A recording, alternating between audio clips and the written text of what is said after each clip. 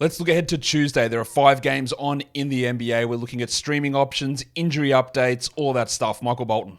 Thanks, Josh. It's Michael Bolton here, and it's time for another episode of the Locked On Fantasy Basketball Podcast. Let's get to it. Let's get to it, indeed. You are Locked On Fantasy Basketball, your daily fantasy basketball podcast, part of the Locked On Podcast Network.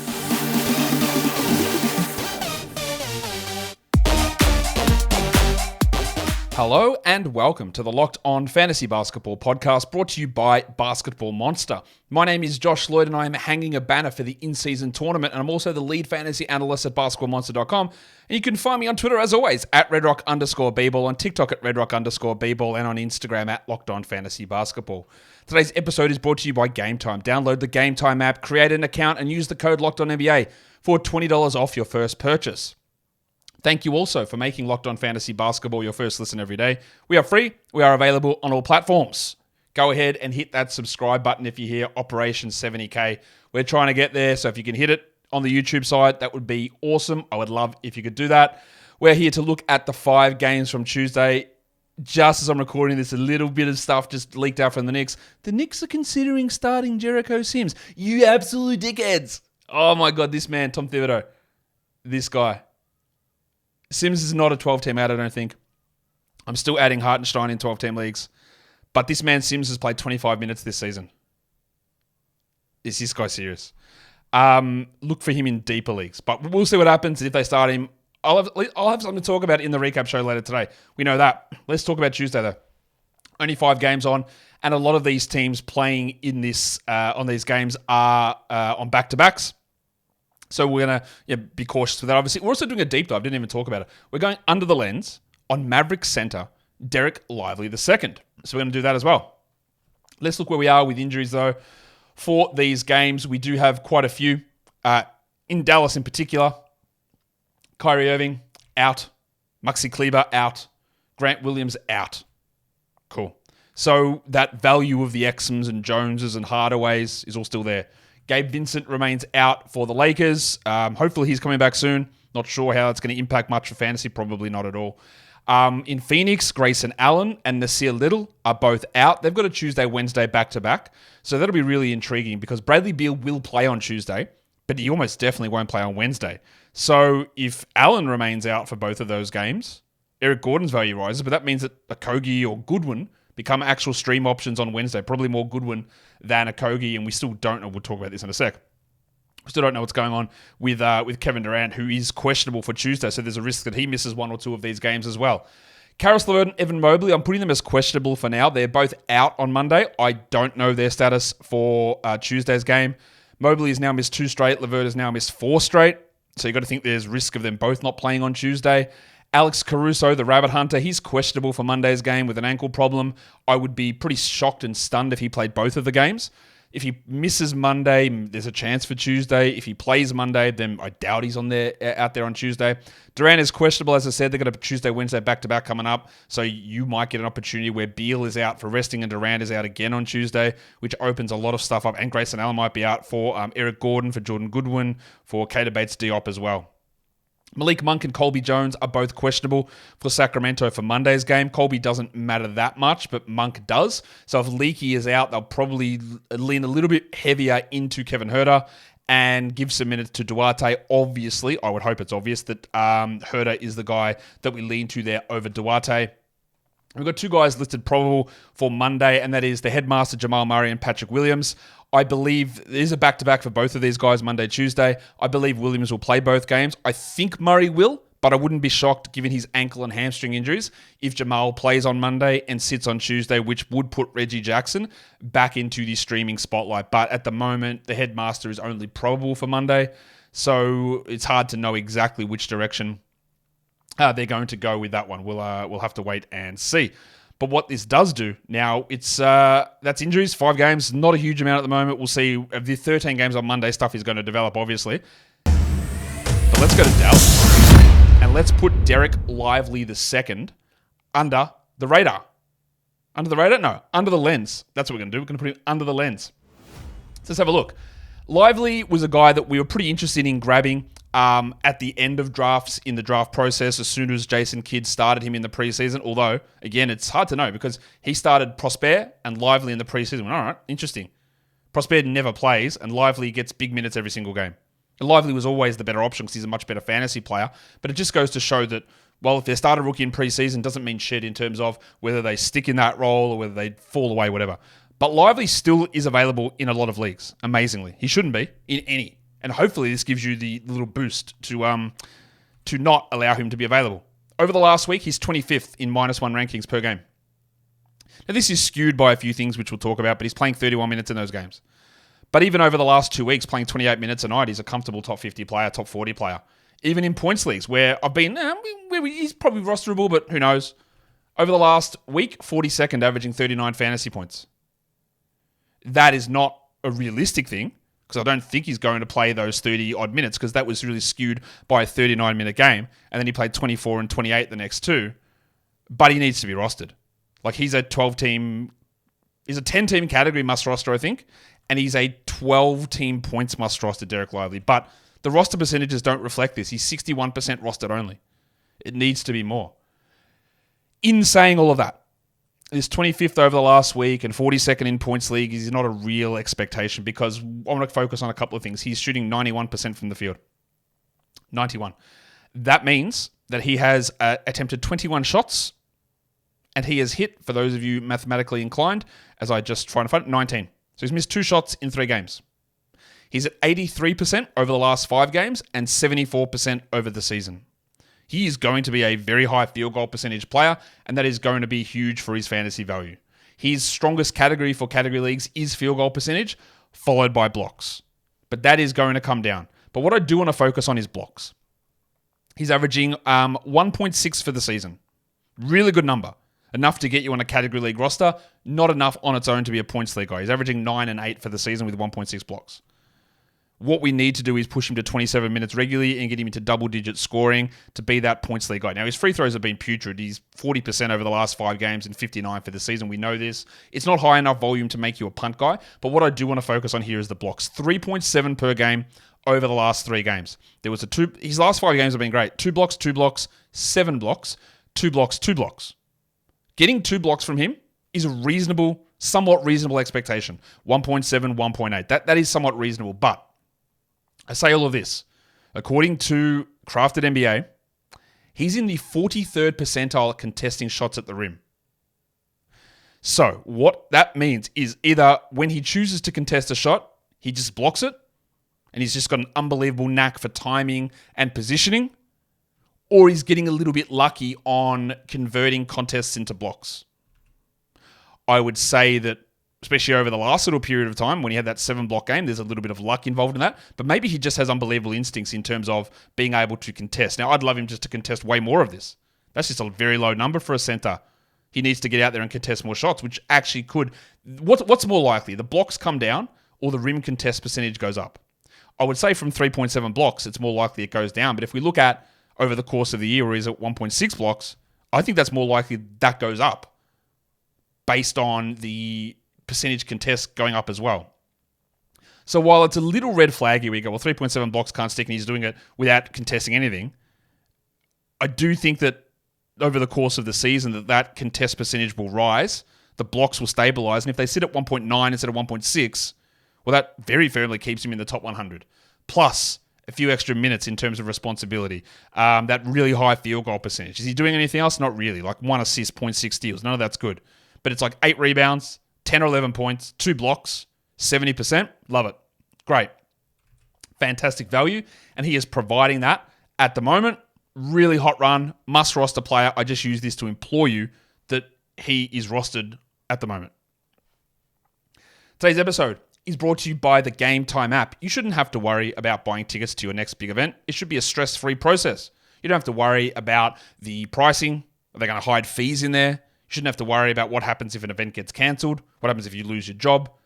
You shouldn't have to worry about any of that. What about if you find a price on those tickets somewhere else. Well, Game Time helps you because they've got the Game Time guarantee, meaning you always get the best price. So if you find tickets in the same section and the same row for less, Game Time will credit you 110% of the difference. They've also got the zone deals, which enables you to get an average of 18% savings. What's a zone deal? I hear you cry out. A zone deal is when you just pick an area that you want to sit, a zone, so to speak, and you choose that area. Go, I'll sit here.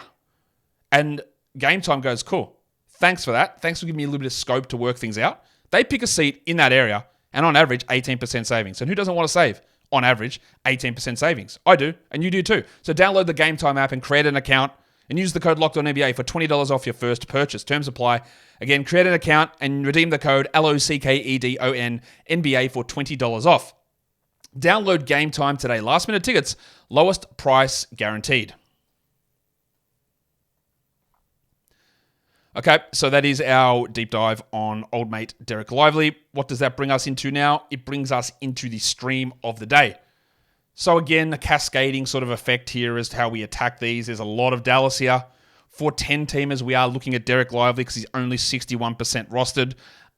You do want to go and grab that. Yes, even in points leagues, I would stream him in for sure and hold. Patrick Williams for 12-team category leagues, I'm not worried about him sitting in the back-to-back. He could, I guess, but I'm not worried about that. For 14-team leaguers, I am looking at Dante Exum. And for 16-team leagues, widely available Daniel Tice. Missed the last game with an illness. I guess he's gonna play Monday. I guess he plays the back-to-back. And that's a really good deeper league stream.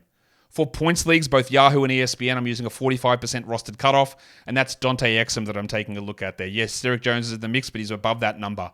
Dereck Lively, actually Derek Jones is below that number, but I've actually have Exum projected higher in the short term. I do have Jones projected higher in the long term because I think he holds onto that role as guys trickle back. Exum at the moment, though, a little bit more value. And of course, Lively would be the guy that we look at ahead of those players if he was available. But again, I'm using a 45% cutoff for those points leagues ones there. But yeah, you can just use Lively if you're available. You know, if you're in a shallow points league, he's going to be a pretty interesting guy to take a squiz at. In terms of back-to-backs Tuesday, Wednesday, there are only two teams. We talked about this on the Week 8 preview about attacking the Lakers and Suns early on, and they've got that Lakers-Suns Tuesday, Wednesday back-to-back now. I would be very worried that Bradley Beal does not play Wednesday. I would be concerned that Durant plays maximum 1, minimum 0 out of these two games, and I am highly, highly skeptical that LeBron James is going to play both games Tuesday, Wednesday. In fact, I'm pretty sure LeBron will sit on Wednesday, and there is a chance that Davis sits on Wednesday as well. I would say it's more likely for LeBron, especially after the in-season tournament. So just be aware that with those two teams playing the back-to-back, that on Wednesday you're probably going to have things shift quite a bit with no Beal, maybe no Durant, maybe no LeBron, or likely no LeBron, and maybe no Davis in those games. We don't know that for sure. That is speculation on my behalf. Let's look at the first game. What's on my radar for the Lakers and the Mavericks? Cam Reddish, I want to watch because I do believe he's going to start. Is he going to be worth more than a stream? I don't think so. It is really hard to get these minutes high enough and for him to do enough to be a 12-team must-roster player, but with a Tuesday, Wednesday back-to-back, with a possibility LeBron sits on Wednesday, that's a great opportunity to look at Cam Reddish there. With Dallas, well, we'll see what happens for them on Monday, but the stream guy there is Exum, but I've already given you the names. There's Exum, there's Jones, there's Hardaway, and there's Lively. All four of those guys have a position on a 12-team roster during at least this little short-term period. Some really strong value for all of those guys, I think, that is popping up right at the moment. The next game is Cleveland and Boston. This is a back-to-back for Cleveland.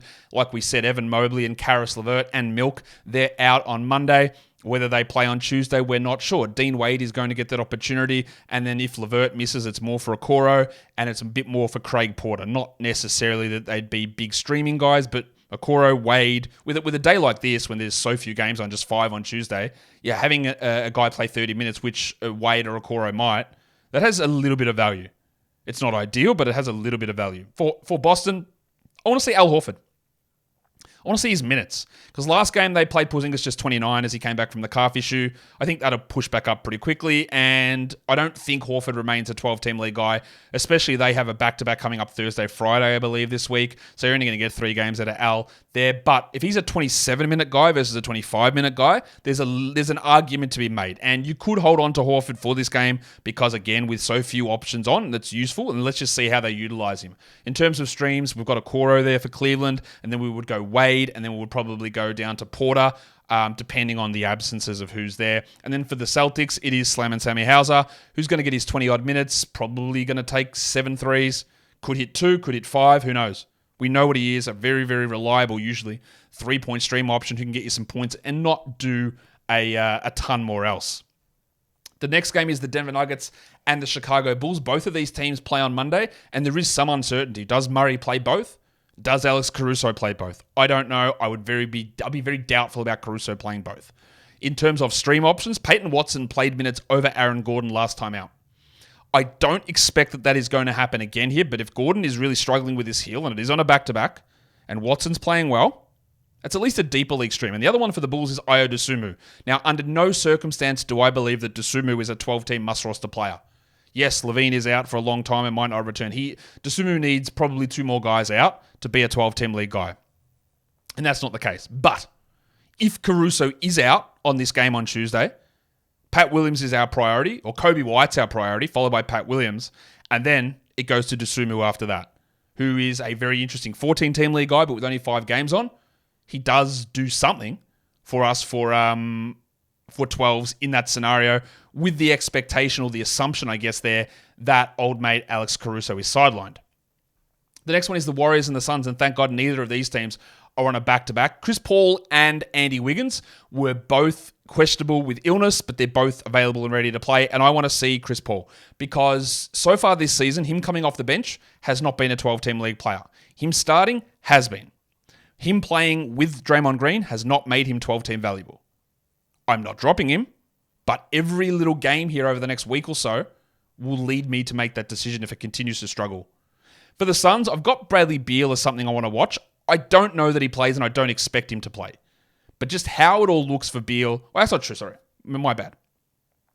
Beal is going to play on Tuesday. He's not going to play Wednesday, is the expectation. So I want to see, A, how Beal plays, how the ball handling is distributed between Booker and Beal, how much Beal is out there, what it does to Jordan Goodwin and Eric Gordon. We still don't fully know because Allen is out and Durant is questionable. But the major thing there is the ball handling and assist responsibilities between Booker and Beal. That is something we haven't seen, and we need to see it. In terms of streams, Dario Saric, they're on Golden State. Also John Kuminga. In a points league, I probably would stream Kuminga, who's played big minutes the last couple. And I've added him in some deeper 12-team formats. Drew Eubanks is worth a look for Phoenix. Maybe you throw Jordan Goodwin or Josh Okogie in there, but Eubanks, for category leagues in particular, tends to have a better game even in limited minutes compared to those other players. Today's episode is also brought to you by FanDuel Sportsbook. As the weather gets colder, as Santa fills his sack, the NFL offers stay hot on FanDuel. Well, not in the NFL offers. NFL, no one cares about the NFL, mate. FanDuel, let's talk basketball. The offers at FanDuel are hot. They're so hot I can barely touch them, FanDuel. But let's talk some NBA here, yeah? Right now, new customers get $150 in bonus bets with any winning $5 moneyline bet. That's $150 if your team wins. And if your team's the Detroit Pistons, well, there's a whisper that they might give you $1 million because it's just not going to happen. That's not true. FanDuel's not going to do that. Disclaimer, they're not going to do that. It's a joke. It's a joke. But anyway, if your team wins on the moneyline bet with $5, you do get $150 in bonus bet. That part is not a joke. So if you've been thinking about joining FanDuel, there's never been a better time to get in on the action. Spreads, player props, over-unders, futures, money lines, totals, whatever. It's all there over at FanDuel. So go to FanDuel.com/lockedon and get ready for NBA action heading up to Christmas Day. FanDuel's also an official partner of the NFL, and don't forget to gamble responsibly. All right, we are still in Operation 70K mode. So go hit that subscribe button if you can. Be very, very grateful for you to do that. Awesome. Thank you. Appreciate it. Someone said they grabbed their kids' account and subscribed there. Sick. Well done. Love it. Fantastic effort from you. All right, let's move on to the next game. It is the Kings and the Clippers. Both teams playing on Monday. I don't expect the Kawhi or George or Harden sit, but who knows? They've had a pretty significant rest here, so I don't think there's any risk of them sitting, but we'll find out. And then for the Kings, I don't think there's any concern. We do know that Malik Monk's questionable for Monday. That would be the only one. In terms of streams, Harrison Barnes is an elite streamer now. He's been dropped in enough spots, rightfully so. The other one we look at there is Kevin Huerter, if Monk is sidelined. Well, for the Clippers, Norman Powell probably followed by Terrence Mann, Daniel Tice. They're your other options if Russell Westbrook was dropped.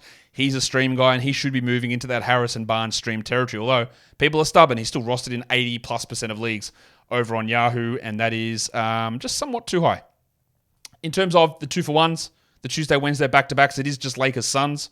So we're looking at Cam Reddish, Drew Eubanks, Torian Prince, Jared Vanderbilt-Bar, and then we go to Okogie and Hachimura. Hachimura's minutes will be something to watch in the in-season tournament final. They were taken by Max Christie because, as I have maintained forever, Rui Hachimura is not very good. He'll have these little bursts and interesting games, and it looks okay, but it's, I don't think that tall Lonnie Walker is all that useful for NBA teams in this year.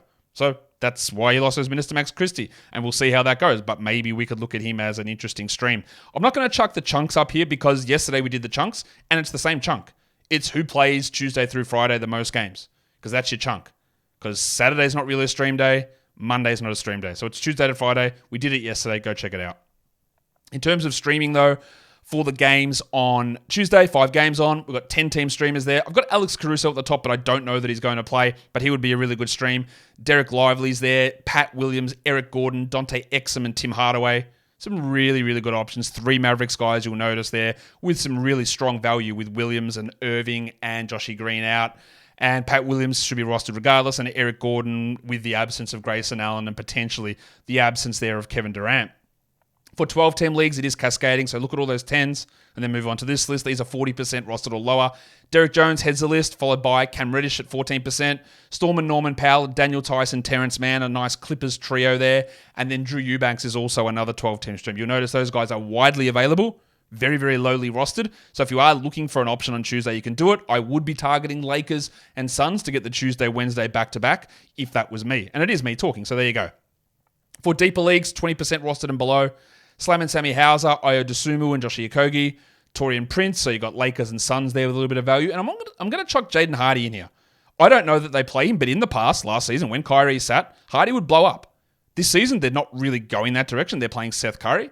But in deeper formats, we can look a little bit there at Jaden. And then Johnny Kuminga's in there.